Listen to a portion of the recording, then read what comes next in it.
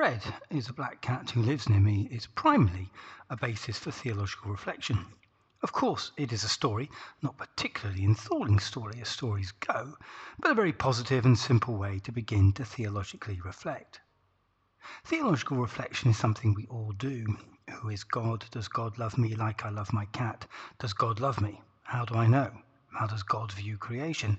How does my life answer any of these questions? Why did I think of them in the first place? Fred is a black cat who lives near me is a simple story to help us all easily begin to reflect on our experiences of life and God. No explanations are necessary. Helpful hints would give bias to the reader and hinder the discovery that reflection is really easy. If you are stuck and find grappling with this is difficult, think to yourself in each situation, am I Fred? When am I Fred? How does this part of the story reflect my understanding of God, or perhaps provoke a side of God I hadn't considered before? There are no right answers, there are therefore no wrong answers. Whatever thoughts this story provokes in you are good, constructive thoughts. The easiest way to theologically reflect is to think through the ideas provoked in you and then discuss them with a friend who has also read the story. In many ways you will agree, in many ways you won't. Either way, you are encouraging your spiritual growth. Read it, think about it, play ideas around it, theologically reflect with it. It may provide the catalyst to deeper reflections about God and us. Or is it us and God?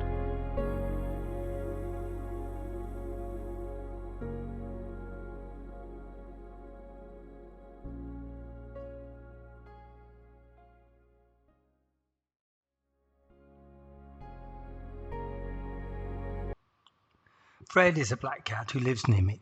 He really lives with me, but he does not see it that way. Rather, we share an area by mutual agreement. Well, mutual agreement is overstating the issue a bit. He realizes he has no choice. After all, I was here first, and I chose him to live with me. He maintains the freedom to leave at any time, and therefore, for some quirky reason, he believes that he actually has the freedom to come in the first place. Anyway, Fred and I share this territory, which I call the house and garden. When Fred first arrived, he was unsure of himself. I can still remember him tentatively exploring about and doing things and eating things he shouldn't. It took a long time for him to learn. He still is learning, because only yesterday he ate something he should not have done, and it had a really peculiar effect. He will not eat it again.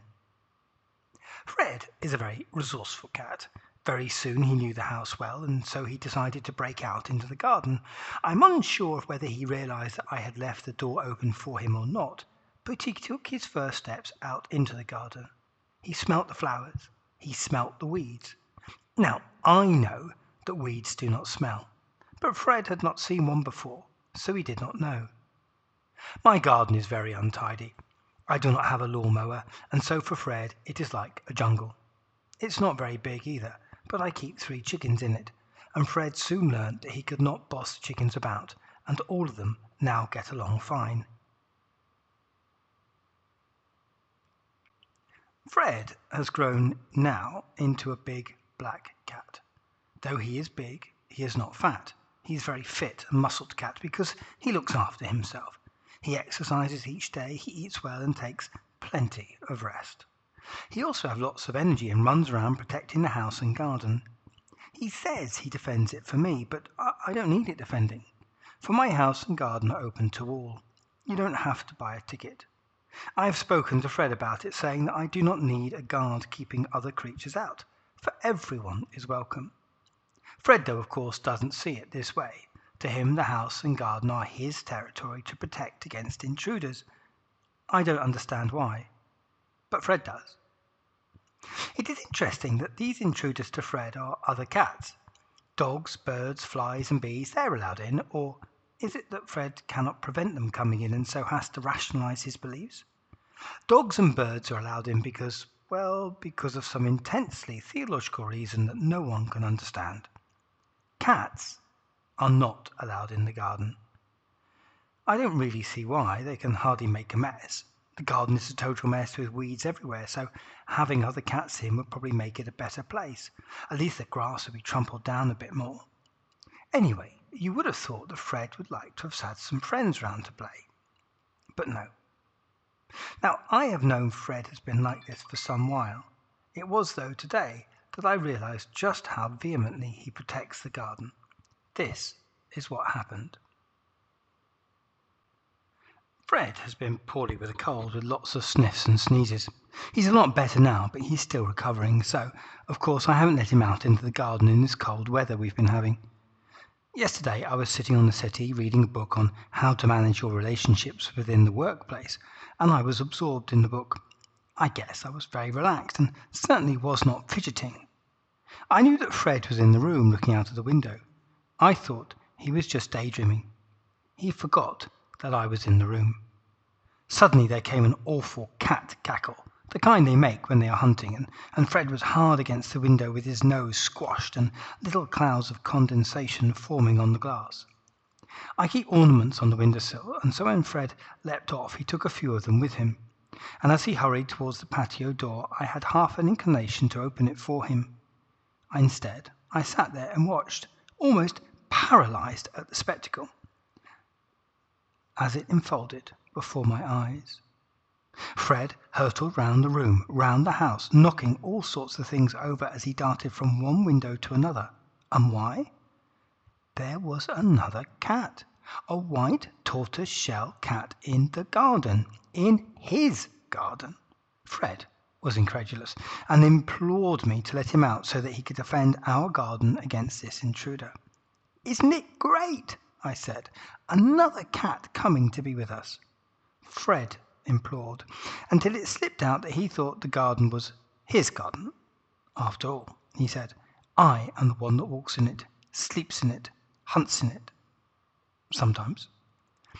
I picked up Fred and I cradled him in my arms as I had since he was a kitten. I did not want to chastise him. He did not understand that the world was a much wider place than he imagined. Fred leapt out of my arms and sprung to the window. He meowed and cried, and I picked him up again. "Do not distress yourself," I said. "It doesn't matter," tickling him under the chin. Instead of relaxing, Fred arched his back and using all his strength levered himself out, or at least tried to. For I'm bigger and I'm stronger, and there is nothing he can do without me knowing.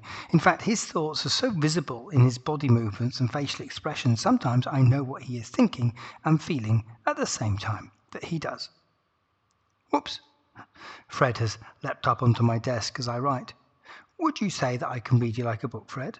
You know the times when you pretend that you really aren't paying attention to me when I am unwrapping fish? You look so well controlled, giving the impression that you don't care that I have fresh mackerel. You want me to leave the room, believing that you won't pounce on it and eat it. Fred replies, "But you love me. Only me. No one else." "You are special, Fred. There is no one like you." "So you don't love the other cats, then?" "I have so much love. Fred, I cannot help but love everyone. And I wish you would too. It would make your life so much easier if you didn't get upset about the things that aren't important. You could hurt yourself running around the garden trying to defend the garden.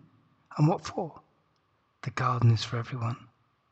Please try and welcome them in. My love is all you need."